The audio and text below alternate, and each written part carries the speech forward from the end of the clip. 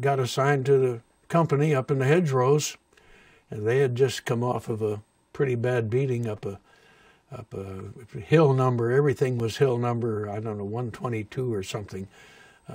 Didn't make any difference. We were some of the first replacements that they got in, and that started the go-round. We were in the deep hedgerows, which is the best place in the world to defend and the worst place in the world to attack, especially if the people that you're attacking have been there for a year or two, know every place, had it all well zeroed in. You sat in one place too long, why, you got a mortar in your hind pocket, the left or right. It didn't make any difference. Till we got out of there and started across the country with General Patton, why, it was touch and go. But the first action that I really saw was Sevis Island, and that's was not a good experience. We went up through Bourg St. Leonard, which I remember because we got really shelled, and they were really trying to keep the gap open.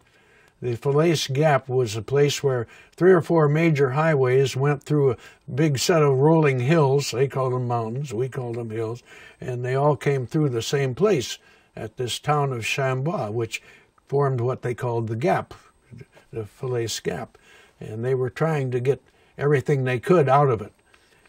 It was the worst mess you ever saw. I never have seen such carnage.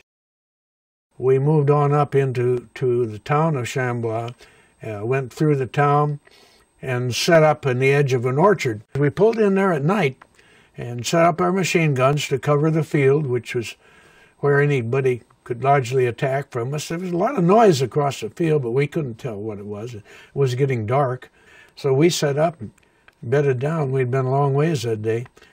When we got up at the crack of dawn, there's even more noise over there, and all of a sudden, occurs to us when we could see real well, those are Germans making all that noise. And on top of that, they're lining up tanks and setting up guns. Well, we started shooting at the trucks and cars and stuff, and the people we could see running around, and the tanks were maneuvering, and pretty soon across the field they came. And one of the things you learned was you don't shoot 30 caliber machine guns at big tanks. And there's several reasons. First, it gets their attention, which you really don't want. And second, it makes them mad, which is even worse. And third, it doesn't do any good at all. It just does the first two things. So, but we shot off the infantry that they had for support. We could do that. A couple of trucks behind them, we managed to set them on fire. But as the tanks got closer, there wasn't anything we could do. And with the lieutenants that was with us, and the sergeant says, sit tight, until they get real close. Because if they're real close, they can't see very well.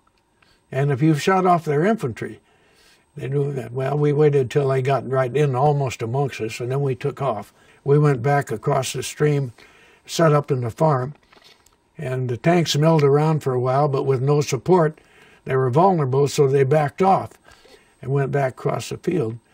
Pretty soon they lined up to come up again, and we shot at what we could and then took off again and back towards, well, we'd got up some tank destroyers, which were, we finally learned that our Shermans couldn't outgun an 88.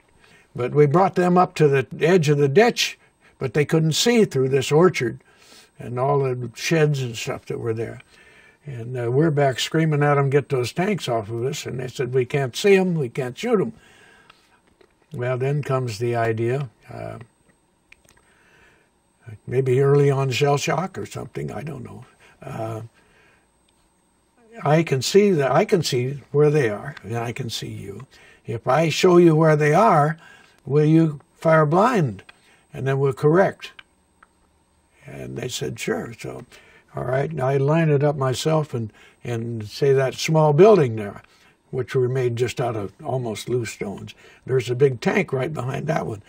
You aim at me, and I'll line up. And I'll get out of the road, and then you shoot. And those guys are good.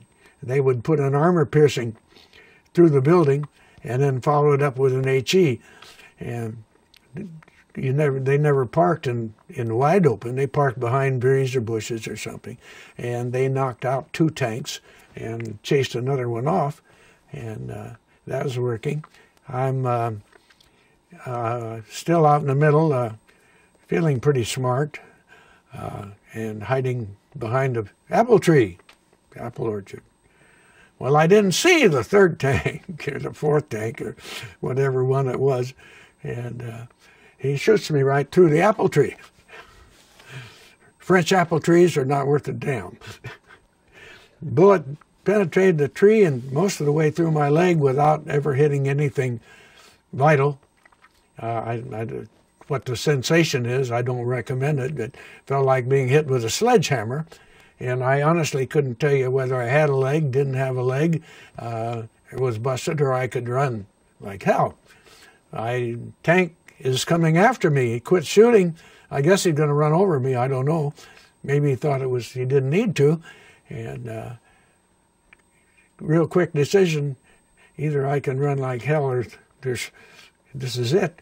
And I took off out of there like a screaming bullet. Ran around the corner of a building and fell over another tank. This is one of the so-called humorous things that you like to remember later. A clang. I ran into that thing. It must have made a terrible racket. Fell down, looked up, and there's a German up in the turret trying to assess the situation. I suppose a tank commander maybe. And for once, thank goodness for training, I was still carrying my rifle. And I recovered before he did and shot him. He went plunk down the tank, and I went zip again back towards Mother. Mother, that's the 2 tank destroyers. The tank's right behind me. They said that I got about 40, 50 feet from the ditch, and he went zip down in the ditch. I'm snuggled up between dead horses, cows, Germans, in this creek in the bottom. Anyhow, when the smoke cleared, they'd knocked out a couple of the tanks, damaged the other ones, so they left, and came down in the ditch and dragged me out.